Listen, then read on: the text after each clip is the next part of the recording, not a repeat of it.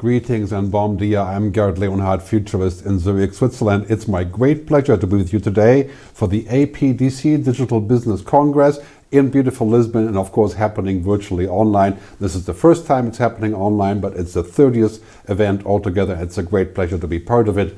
Let me start by greeting the President of the Republic of Portugal, Professor Marcelo Rebelo de Sousa, and the Minister of Science, Technology and Higher Education, as well as the Governor of the Bank of Portugal, and everybody else, the speaker, attendees, and other guests of this amazing forum. It's indeed an honor and a pleasure to be with you today. When we look at the future, we have to look at what is here today as well, and it's quite clear it's been a tough time, sort of a dark corridor.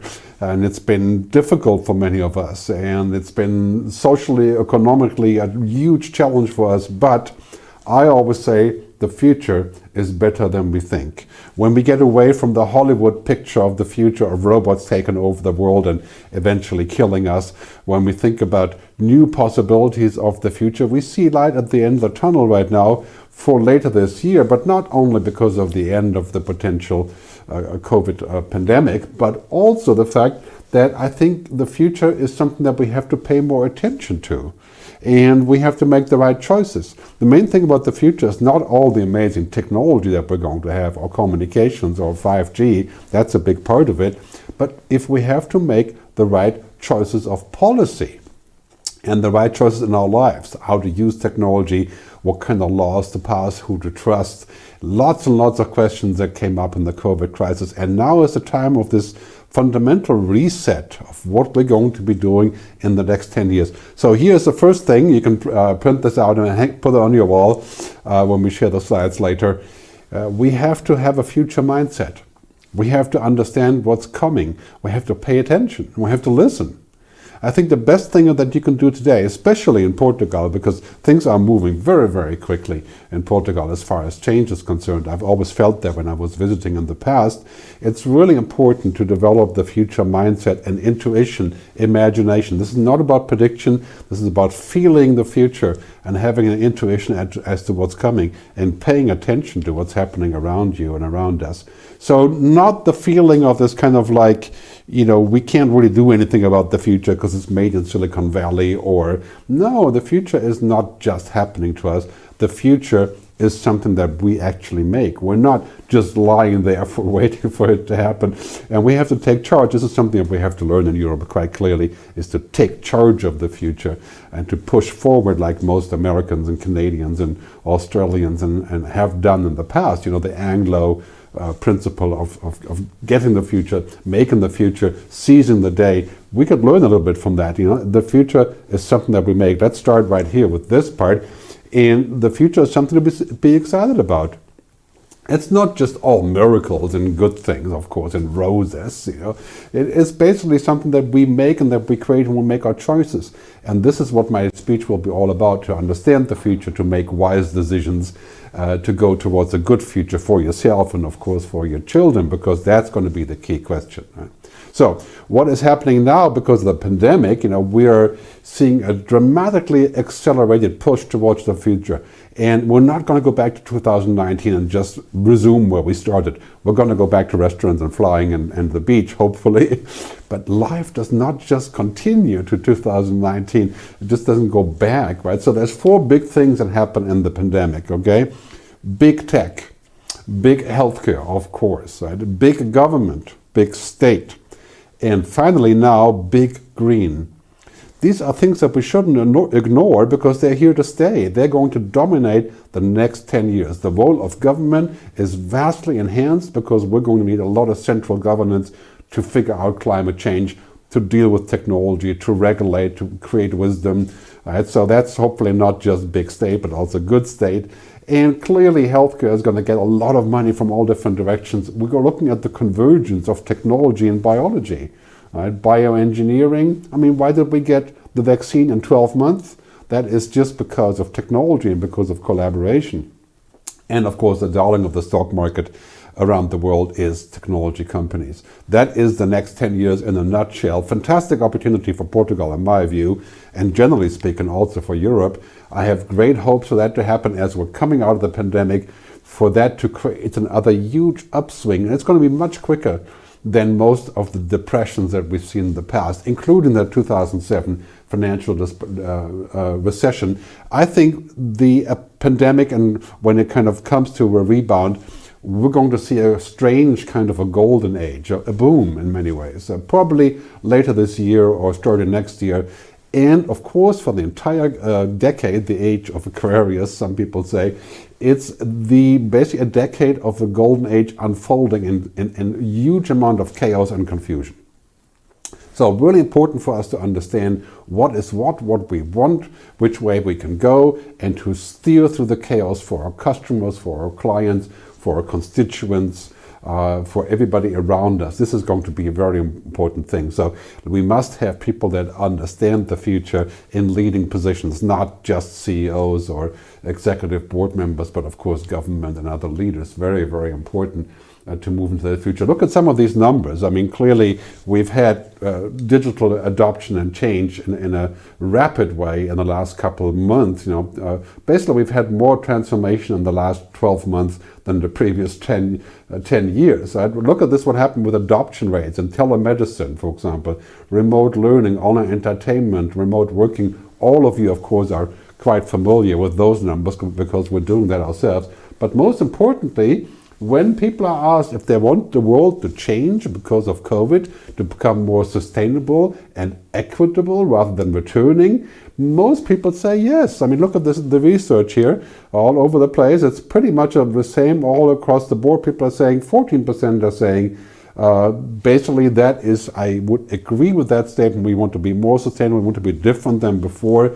And if we're looking at the numbers, we can clearly see that in Europe, where we're having sort of the same idea about this and which way it's going. I don't think Portugal's on that list here, but generally speaking, it's a very positive view of change in the future, and I think that is going to hold true for many of the aspects of life that we're looking at. So we're entering the age of the great pivot. Everything around us is exchanging, right? Communications, banking, look at Bitcoin and digital money, telemedicine, energy, food, water, and Europe is coming together as a sort of United States of Europe in a way as a result of those discussions. I mean, these things, climate change, right, money, inequality, those are dominant topics for the future, and I would say business as usual is dead or dying. Right?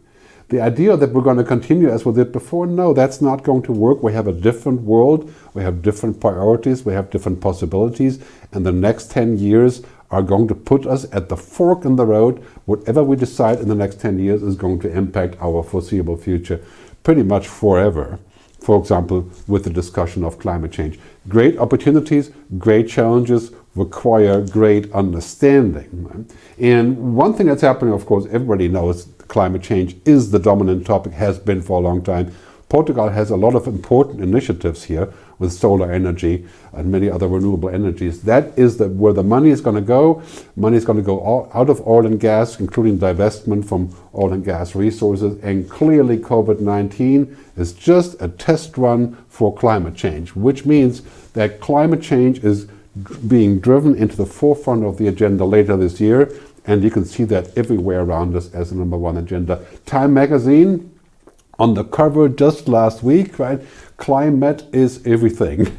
And this could be from like 20 years ago or even more than that. But now it's basically climate's turn to be in the forefront of the agenda right along with the rebound from COVID. Very, very good timing. Now climate is becoming everything. If you're looking at the headlines from the magazine, the EU has allocated hundreds of billions of euros into sustainable recovery plan, and the stimulus plan clearly tied into each other. Very important. The world is crossing the long-awaited tipping point on climate, says Al Gore, who coined the term sustainable capitalism.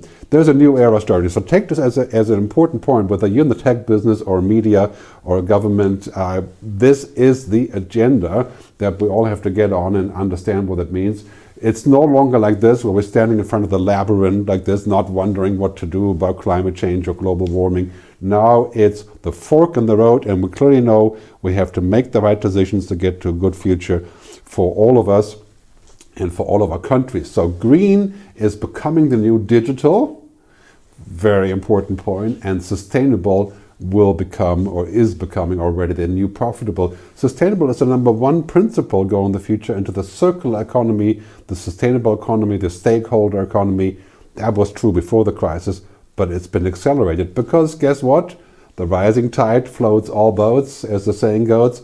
But if there is no water, I don't need a boat. So we have to make sure the water keeps coming and that the ecosystem works, because there's no business without a planet functioning. So we're now reaching what's called escape velocity in sustainable capitalism. That means the rocket is going around the Earth and it's finally getting fast enough to take off. We have reached a takeoff point, and it's important to remember this because we talked about this 20 years ago, but really what we have today is those three things that I will talk about again at the end, moving into the center of the agenda, whether you're a tech company or media company or any brand, right? Holistic, circular, and human. That is the focus of this new push towards a new world, a new decade, of course driven by technology and driven by communications and ICT and so on. But what was previously unthinkable is becoming the new normal. I mean, it was unthinkable that we're going to all get a vaccine whether we really want to or not, or wear a mask, or get money from the government. All that was unthinkable. It was unthinkable the European Commission would give money to Italy and to Spain without much of a guarantee. And now it's all happening. So we're going to see a carbon tax for flying with an airplane. For every ticket you buy, you're going to pay the same amount or a minimum amount for carbon tax. You're going to pay a carbon tax, basically a CO2 tax, on meat and many other things. That's all in the next couple of years. Sounds like a bad thing, but it's not, in my view. I think it's going to pay for a lot of things that we should have paid for a long time ago. Unthinkable is becoming the new normal. Get used to that. Because clearly what is happening here is the new normal is becoming the powerful driver of everything. For example, the entire food industry is changing. It's going to be about being sustainable, about being healthy, about feeding everyone, about technology in food. For example, meat made in the lab. Memphis Meats and many other companies that Impossible Foods for the burger that's made out of plant-based food. Right? And many foods are now going to be made in the laboratory. It's pretty mind-boggling stuff. I think we're going to see fundamental changes to the entire food ecosystem and agriculture, all being queued up in the next 10 years. So the important point of this, however, is that companies and people and governments basically everybody is looking for a new purpose. The purpose cannot just be to have growth and profit and gains. The purpose has to be beyond one objective. And we learned this in the COVID crisis. Right? There has to be another purpose, but just to get financial gains. And why is becoming the new how. The key question is why. When you roll out the technology, when you do something, when you invent something, the question is going to be why, and what is the purpose, and what does it do? We're heading towards a new paradigm, and I've called this many times before when I was speaking about the new capitalism that's unfolding, this sort of quadruple paradigm, which is a great fit for my view and what Portugal has been pursuing for a while. People, planet, purpose, and prosperity. And I like the word prosperity as opposed to the word profit. Right? It is much more encompassing and creates more possibilities. And this is the new paradigm for every company. We're going to see that with the stakeholder economy. And I think the quicker you get on the agenda, the better, because this is where all of business and commerce is moving. This is also the driver behind the changing aspect of what money means, right? And what capitalism and economy means. We have struggled for a long time to find an alternative for capitalism. So what we really are going to see as a kind of sustainable capitalism has been outlined by Elkington for quite some time. People, planet, profit. I just add the word purpose to it. I think this is really important. What do people feel about the value you're providing, especially for Gen Y and millennials? This is going to be important. How can they rely on you? How can they trust on you? This is what people want to know. So people, planet, purpose, and prosperity. That has to be the guideline for everything. That's how we're going to get paid in the future.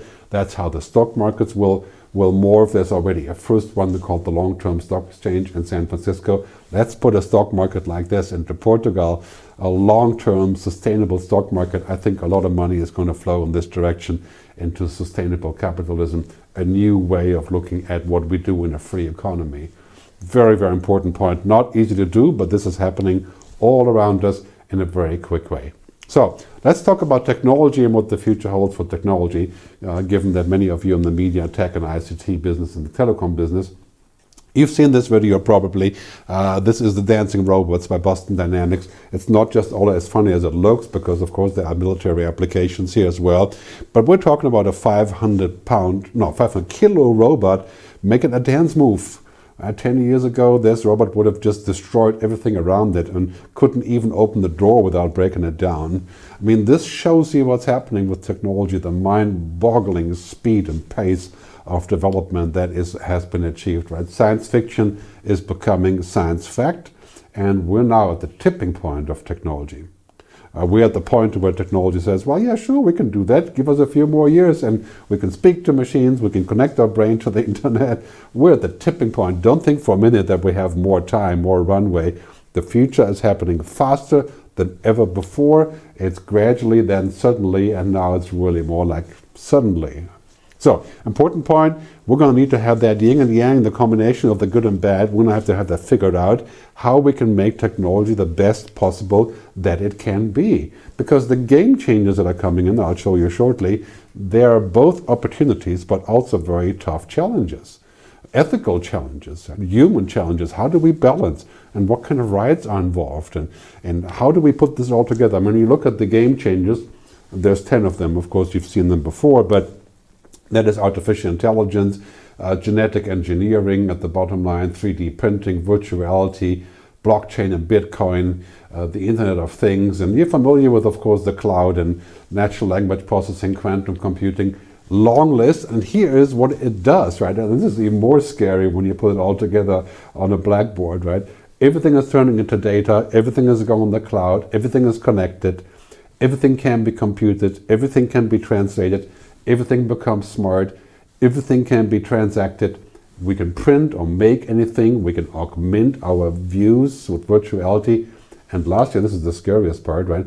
Become anything by genetic engineering. Now that sounds truly mad, but let's look at this trend and say, okay, when are they going to be real? And what kind of benefit do we get from them? Because we're moving into the world where basically by 2030, machines and artificial intelligence and deep learning, machine learning, supercomputing are going to be so real that we would have never thought back even. We can't think back to what happened before it. I mean, we're going to move there in a radically fast way. We have to understand what that means. We're going to see more change in the next 10 years than the previous 100 years. And because of that process, we need to figure out what exactly will that do for us. Alvin Toffler, my favorite futurist, 1970, said, the illiterate of the 21st century are not those who can't read or write, everybody can now, but those who cannot learn and unlearn. And this is going to be the hard part for us, especially when you've been in business for a while, is to relearn and unlearn and to think different and to question your assumptions. That's what I'm going to ask you today, to think about what you may be assuming that is no longer true, to unlearn, to relearn. And this is what our kids have to learn at school. They have to learn how to relearn and how to reinvent themselves, because the future is going to be invention. It's going to be ideas. It's going to be concepts. It's going to be entrepreneurship. And I've shown this one many times, in the past. It's a very important slide. Basically, everything that happens around us, for a long time wasn't connected, wasn't smart. And now this giant smart converter of technology and connectivity is making everything smart. Smart home, smart transport, smart retail, smart government, smart politics, smart everything. And that is a 10-year process that is going to be trillions of euros of shifts. Right? Hyper-connected, cloud and smart everything, remote anything. That is going to be a huge gold mine, but also a challenge for our rules and for our social contracts and how we behave. I mean, that's going to move center stage. Very important to make the right decision and not prevent things too much, but not just allow anything. This is, of course, a debate that we're currently having at the European Commission level about artificial intelligence. As everything goes digital, I mean, 5G is going to blow the roof off this. Right? I mean, as the song goes, you ain't seen nothing yet. We're going to see digital twins like here's the one from Siemens. That is going to be everywhere, the process of mirroring production facilities. We're going to see digital services like this digital delivery robot in Medellin, Colombia, one of the most connected towns I've ever visited in the past, when I could still fly. Right? And of course, what's happening in transportation, how cars are basically becoming software products, and huge amount of changes coming up here.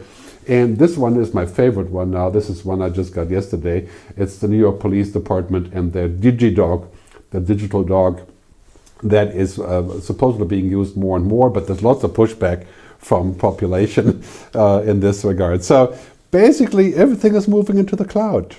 And for that, we're going to need better social context, better protection, better accountability, and we can't have social media companies pretending to not be media companies, for example, when everything is moving into the cloud. Imagine my healthcare is moving into the cloud, like this chart shows, right? This is really just happening across the board, cloud computing, analytics. I mean, of course. Now there's a great benefit here, and this is creating essentially a kind of toolbox for us. Very, very important for every economic development in every country around the world, and of course especially in Europe, is to put that in the right perspective, because here's the important part. Apart from all of those things, we're still humans. We're not tools. We're not technology. We're not algorithms. We need to also stay human, and brands need to stay human. So if you're a telecom company or a media company, that is something you must keep, because otherwise you do become just a commodity providing just another technology service. As technology and humanity are kind of converging like this, it's not a black or white question, is it good or bad? Technology can always be bad when it's used badly, right? But basically, technology is morally neutral until we use it. William Gibson. And how we use it is subject to rules and laws and regulation, and this is something we have to do wisely and with great debate, right? As people are starting to abuse technology, like here we see made the news at NBC News the other day, people driving in a Tesla and sleeping. Well, that's not quite designed for that now, is it? What kind of trick they did, I don't know. But there will be substantial amount of techlash, backlash against bad technology. How much of a good thing is too much of a good thing?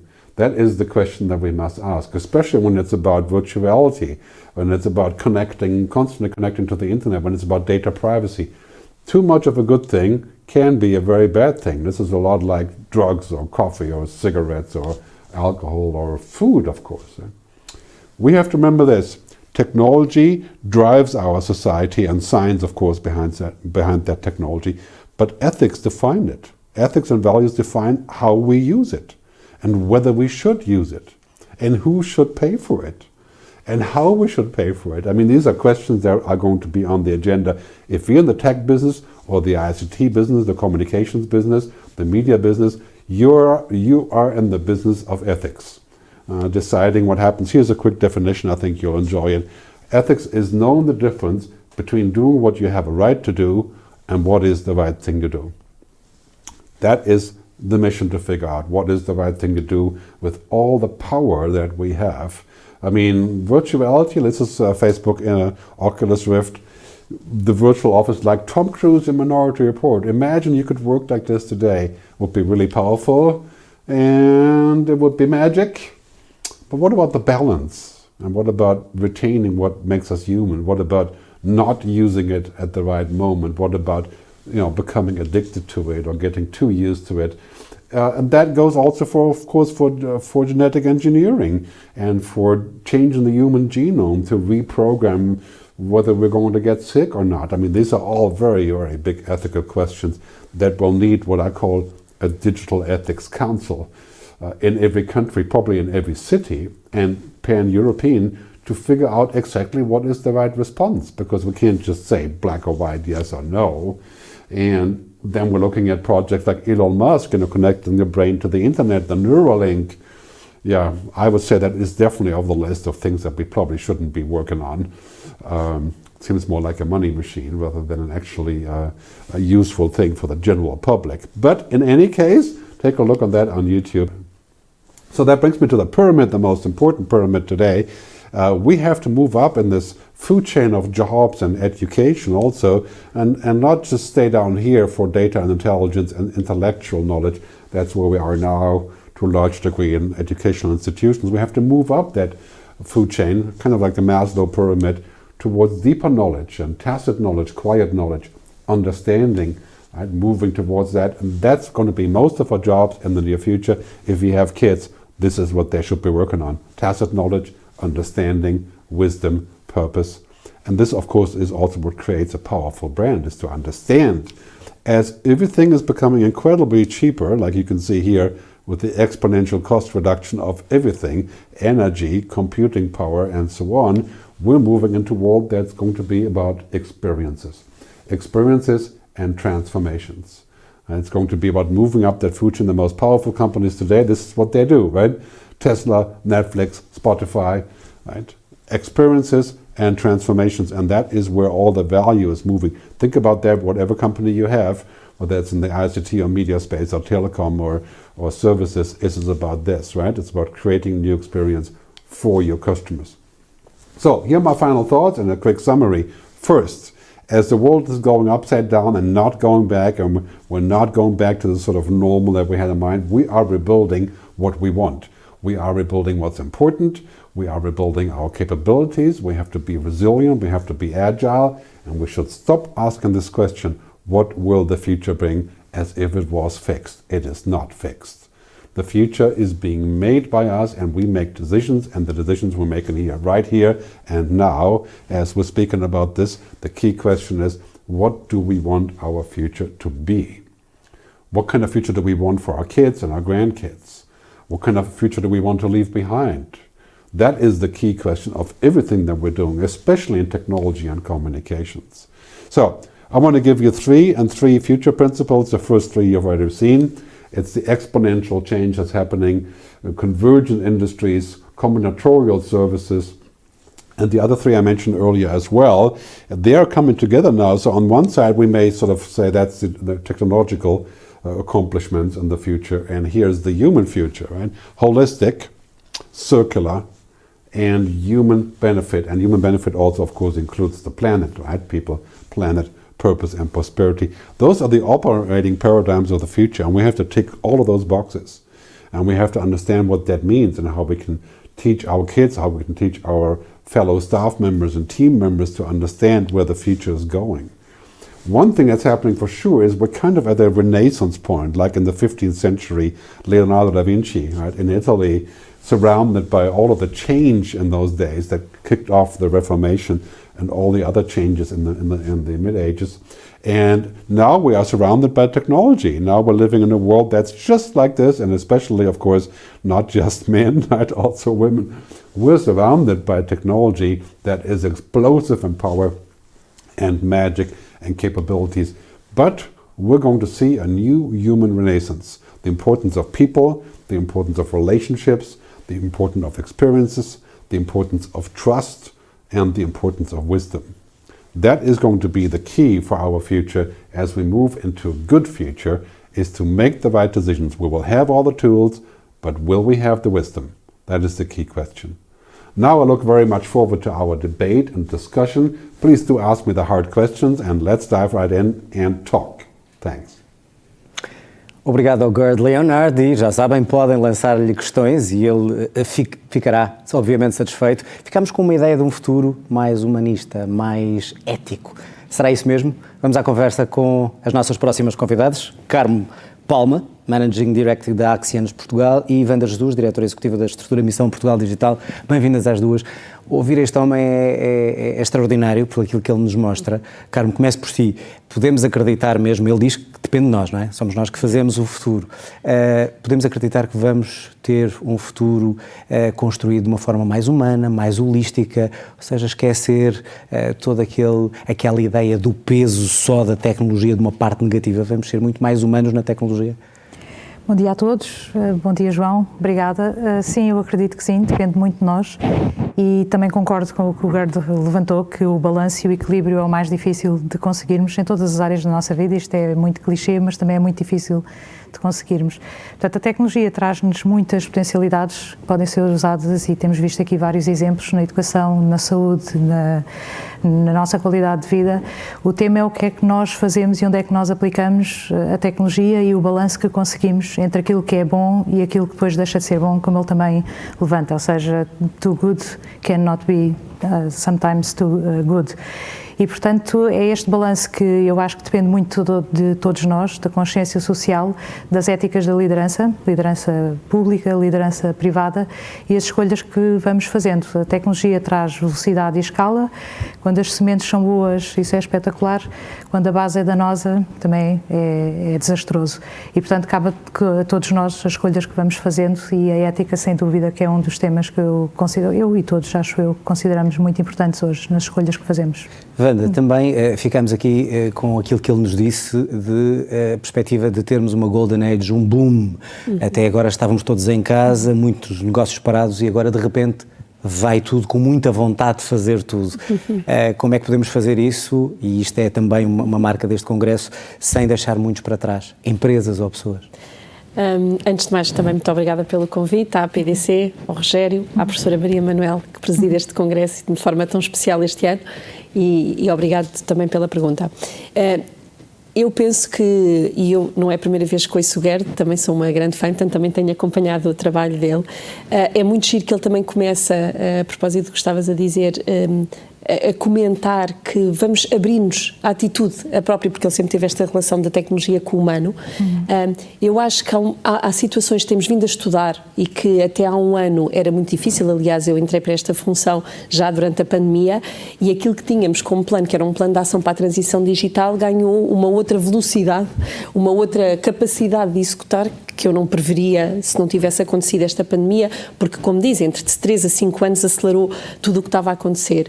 Uma das tendências muito interessantes também foi que uma coisa que todos receavam muito, que era a automatização, que ainda não falámos ainda hoje muito, agora já há ansiedade. O que é que se consegue automatizar? E isto vai ser uma outra responsabilidade, como também dizia a professora Maria Manuel, o Pedro Faustino, em termos dos números, e repararam que houve um número igual que não dizia a mesma coisa, o 52, que vai ser o número do Congresso para já, não é? Que é os 52% que a professora Maria Manuel falou, que é o número de pessoas que não estão, que têm competências digitais básicas, ou um bocadinho mais do que básicas, o que significa que há 48% que não têm. E, portanto, essas como é que se faz? Não se podem deixar para trás. E como é que se faz? E, portanto, quer nestas, quer no outro número que ainda não foi falado hoje, que para mim é, sinceramente, estou nestas funções muitíssimo importante, que é 22% antes da pandemia e agora 18% das pessoas não têm acesso à internet. E estão, portanto, nem sequer é um tema de produtividade, estão inclusivamente incapacitadas de trabalhar neste mundo que agora é digital, em que tudo, quer os serviços públicos, a interação com as empresas é digital. Estamos a fazer, por isso, um conjunto de iniciativas, não é? A acompanhar este ciclo de vida de aprendizagem, quer em termos de inclusão digital, quer em termos de trabalhar ao longo da vida, quer na escola, quer um projeto que fazemos também com a APDC e com o grupo alargado, a Accians também é uma das parceiras, que é o projeto Upskill, quer o emprego mais digital, para trabalhar de facto ao nível de todos os níveis de aprendizagem e, como penso também falava o Rogério há pouco, a aprendizagem ao longo da vida, que é absolutamente fundamental. Carmo, também dizia ele há pouco que não vamos voltar ao business as usual. Vai ser diferente como? Ou seja, como é que se consegue ter lucro, ser sustentável, ser humanista e não get back to business as usual. Sim, eu por acaso achei muito interessante a expressão dele, business as usual. De facto, o último ano teve muito pouco de business as usual, quer pessoalmente, quer profissionalmente. E vejo várias mudanças a acontecer, mesmo no nosso ângulo, na Accians, desde logo até a relação com os nossos clientes, o tipo de coisas, hoje cada vez menos as coisas estão definidas à cabeça, portanto há muita cocriação, muita experimentação, a relação com as nossas pessoas e com as nossas equipas, também os modelos flexíveis, uns em casa, outros fora. Portanto, há aqui muito pouco de business as usual, e é engraçado porque há um ano atrás ainda ouvi alguns gestores a dizer que ansiavam ansiavam pelo regresso à normalidade.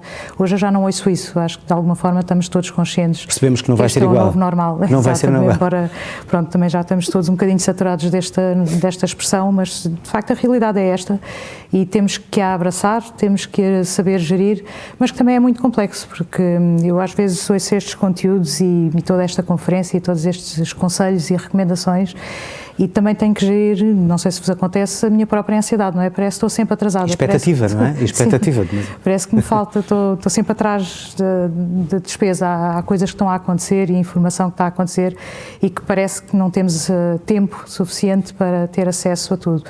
Por isso, sim, deixou de haver esse business as usual, que era aquela atividade recorrente que nós já conhecíamos e que era previsível.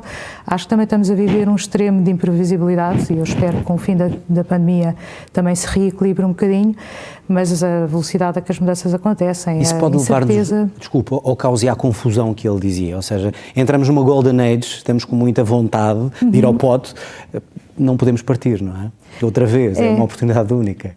É verdade e eu acho que uma forma que eu pelo menos encontrei de tentar gerir essa ansiedade é assumir que este novo caos de facto faz parte e portanto há coisas que nos vão passar um bocadinho ao lado e temos que saber a viver e aprender a viver com isso. Houve uma altura em que eu também estava a ansiar que passasse e não passa, então se não passa nós temos que fazer alguma coisa para conseguir viver com este ritmo, com esta incerteza, com esta ambiguidade e tirarmos partido disso, mas eu acho que é uma disciplina que é mais fácil dizer do que fazer e acho que todos nós estamos a passar por isso e por isso é que também o tema das doenças mentais e o burnout é um tema agora tão falado, porque o ser humano eu acho que tem que aprender a lidar com toda esta velocidade que é espetacular, é alucinante, mas que nos traz também o dark side.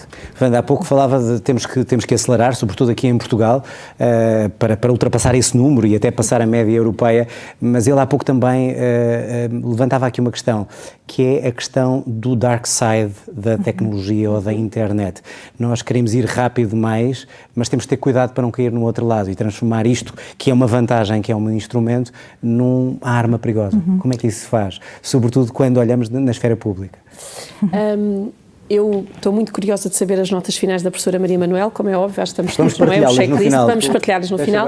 E eu vi que ela pegou na caneta quando ela disse uma coisa importante e certamente temos que nos alinhar muito bem, quer com a Europa, quer em Portugal, com algumas das iniciativas que também estamos a preparar e, aliás, o Ministro Manuel Leitor já a referiu, que é, por exemplo, o tema da estratégia de dados que estamos a preparar, que não é só da ciência, não é só da administração pública nem da economia, ou seja, nós temos que juntar todos os atores para garantir um governance, porque sem dados nós não temos inteligência artificial e tudo o resto que vem sobre isso, não é?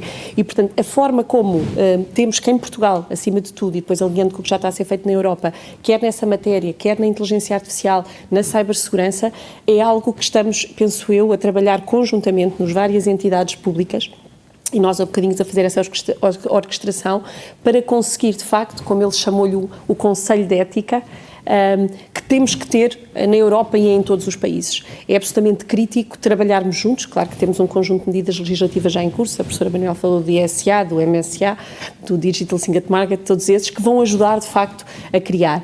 Uma outra coisa muito importante e que marcou Portugal esta semana também foi a prorrogação, não é, pelo nosso Presidente da Carta, e que a professora Maria Manuel falou a semana também, da Carta dos Direitos Digitais, que é algo novo. É uma proteção. É uma proteção. É uma proteção. E que vamos agora também, na presidência portuguesa, no dia 1 de junho, reconhecer na Declaração de Lisboa esses princípios, dando esse mote também para a Europa. Foi curioso também, muitas vezes falamos da sustentabilidade, the green is the new thing, ou the big issue. Será que desta vez é que vamos olhar para o planeta e cuidar dele e pensar, como ele dizia há pouco, que se não houver água não podemos comprar um barco? Podemos comprar o barco, mas sem água não fazemos nada. Até que ponto é que, Carmo, lidando com muitas gerações, penso eu, imagino, de pessoas que trabalham nesta área, há essa consciencialização deles próprios, eu quero trabalhar nisto, mas questionar o que estão a fazer? Sim, e uma coisa que eu noto é as gerações mais novas têm isso muito na agenda, portanto, e nós trabalhamos com tecnologia, fazemos projetos com os nossos clientes, perguntam muito qual é o propósito deste projeto e qual é o impacto que tem de forma muito holística, e essa é uma nova abordagem que é, obviamente trabalhamos para resolver um problema determinado ou para melhorar o negócio de uma empresa, mas ao mesmo tempo que fazemos isso percebemos como é que essa solução também impacta no ambiente e como é que impacta na sociedade, e essa visão 360 eu acho que cada vez está mais na nossa agenda, independentemente do setor de atividade, e inclusivamente a valorização das empresas hoje já se fala de que tem muito a ver com o propósito, e se calhar nós próprios como consumidores vamos começar a utilizar esses critérios também, não apenas a qualidade do produto, mas também a preocupação que as empresas têm com o ambiente, com a sociedade, e, portanto, esta visão mais holística. E noto isso muito já no nosso dia-a-dia, e o mindset que estamos a criar é esse. Obviamente temos um core business, mas depois o tema do ambiente, da sustentabilidade da sociedade. E tem isso dos dois lados, rapidamente, ou seja, do cliente a quem vende o produto e de quem dá a solução, e da pessoa que contrata. Não quer ir só trabalhar consigo ou com a sua empresa porque paga bem. Não, questiona outras coisas, é isso. Questiona isso mesmo, ou seja, qual é o propósito? Porque é que vamos fazer isso? Como é que trabalhamos? Sim, isso começa a estar de parte a parte cada vez mais na agenda. Por exemplo, a otimização dos processos de manutenção, se um cliente pede isso, hoje já não é só importante, como era portanto, no passado recente, otimizar o processo, melhorar a produtividade, melhorar o nível de serviço, também se procura perceber se consegue diminuir as deslocações ou não, se consegue diminuir o acesso e recurso a meios, se consegue, no fundo, com essa melhoria para essa área específica da empresa, diminuir a pegada ecológica. E isso já começa a estar muito na agenda, quer de quem pede, quer de quem entrega. Wanda, já veio do setor privado também, conhece as duas realidades e há sempre este problema. Estado de um lado, empresas privadas do outro, felizmente isso está a esbater-se um bocadinho mais, é também este novo normal, eu não gosto nada da expressão, mas pronto, para onde caminhamos, aquilo que estamos a fazer, esbater um bocado isso, porque um precisa do outro. Totalmente. Uma das coisas mais interessantes que tenho sentido na minha função é exatamente essa vantagem. Ou seja, é a vantagem de conseguir fazer essa tradução. Eu achava anteriormente que fazia mais a tradução, porque eu venho de gestão da economia para do negócio para a tecnologia, era o que eu estava mais habituada. Agora percebi que tenho aqui mais um layer, que é o privado e o público, mas de facto quando trabalhamos juntos, e temos feito um conjunto de iniciativas muito interessantes, quer na área da formação, que é juntar as empresas, perceber o que é que elas precisam e adaptar a essas necessidades, quer ao nível mesmo dos projetos que estamos a pôr para testar e para inovar, também com as empresas e nos clusters que estamos a preparar, como os Digital Innovation Hubs, e para nós é claro que esta simbiose e este trabalho conjunto é absolutamente crítico para o futuro. E há uma coisa que o Gerd diz logo no início, e que é um bocadinho diferente e arriscado, e só uma pessoa de facto que já tem a história que ele tem, porque os futuristas têm, aliás, estamos à espera que eles nos digam as regras para o futuro, não é? O que é que vai ser, como é que vai ser, quais são as tendências. E ele diz uma coisa que é a intuição. Ou seja, ele fala inclusivamente da intuição sobre o futuro e da capacidade dos líderes terem essa intuição. E eu acho que essas lideranças são dos dois lados, e nós precisamos muito dos líderes das empresas privadas, e não podemos esquecer que 99% do nosso tecido empresarial são PMEs, e portanto precisamos de ajudá-los. Uma das coisas que também estamos a preparar agora com a parte mais académica é ajudar as PMEs a fazerem este trabalho, que é o líderes mais digitais, porque sem eles não vamos conseguir chegar. Muito bem, fica esse repto. Wanda Jus, Carmo Palma, foi um prazer. Obrigado a todos. E esperemos que o futuro seja mesmo, com bola ou sem bola de cristal, mais brilhante. Continuamos esta conferência da APDC. As pessoas que aqui estão, temos aqui algumas, e se estiver em casa, aplauda também, pelo que as nossas convidadas acabaram de dizer. Já sabe, tem uma aplicação, participe, coloque questões e pode visualizar vários stands virtuais. E agora vamos continuar, Cristina Esteves, como liderar equipas. É verdade, como motivar e inspirar os líderes, as pessoas em plena pandemia. Para David Simas, CEO da Fundação Obama, esta é uma janela de oportunidade.